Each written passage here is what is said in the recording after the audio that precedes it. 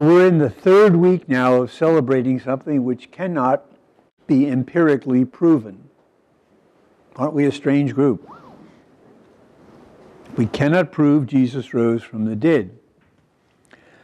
But we do have the X factor, which is probably the best proof we'll ever get. The X factor was named that by a Lutheran theologian in the last century. The X factor is this, that we heard all about these Peter, James, and John and the rest of that crowd all during Holy Week in the readings. And where were they? They were running away, they were hiding, they were fearful, they were denying Christ, etc. And now all of a sudden, boom, they're, as we heard in the first reading, they're going back to the people who killed Jesus and telling them off, telling them the truth, telling them what they did, and inviting them to join the risen Lord. That's the X factor. How could a group of people become from being cowards to be so brave, and eventually most of them losing their lives doing it, in that short space of time? And the only plausible answer is the experience of Jesus, the one who was killed and experienced after his death as raised up by God. That's the best you're going to have as proof. But this becoming a witness for Jesus, for these folks, and I think for us, is a process. It doesn't happen boom like that. After all, John said in the reading, this is the third time Jesus appeared. He appeared on the night of the resurrection, behind locked doors. There was a second time that we heard a few days ago in the reading. Now this is the third time. And they're still not totally convinced. It's a process of letting Jesus take over your life, and a process in being faithful to the task which he sets before us as his disciples. So if you don't feel like a St. Paul going out and preaching to everybody, don't feel bad. We don't need preachers. We don't need preachers. We've got enough of them, I think.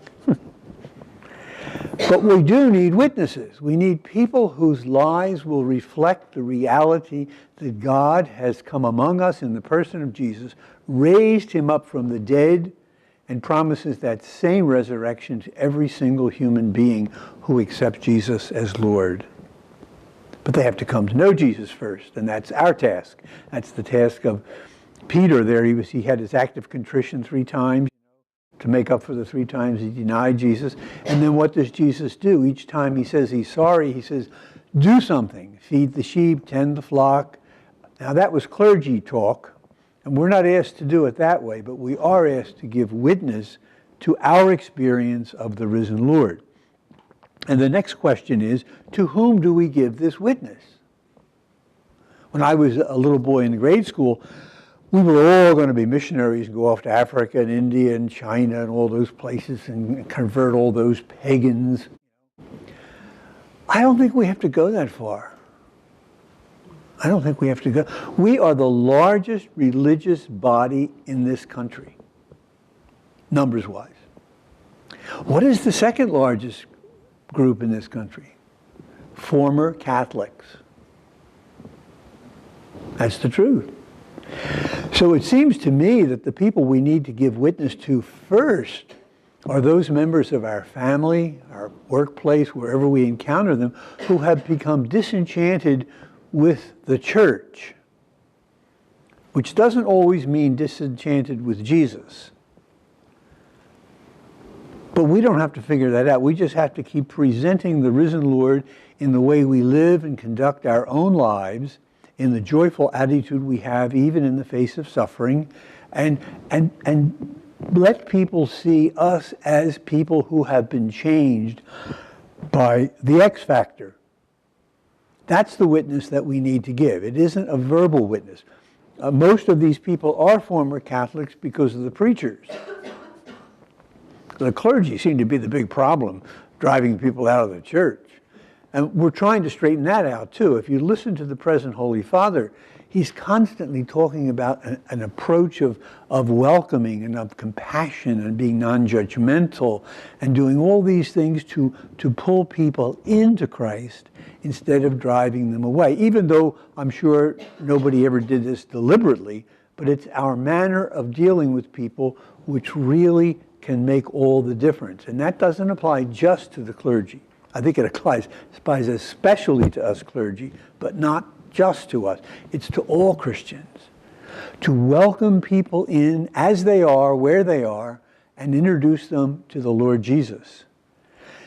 By our conduct, by our attitude, by the way we approach the reality of our lives, which is pretty much the same as theirs, in that way introducing them to Christ. Feed my lambs, feed my sheep was not just said to Peter, the first pope. It was said to everybody who was in that boat.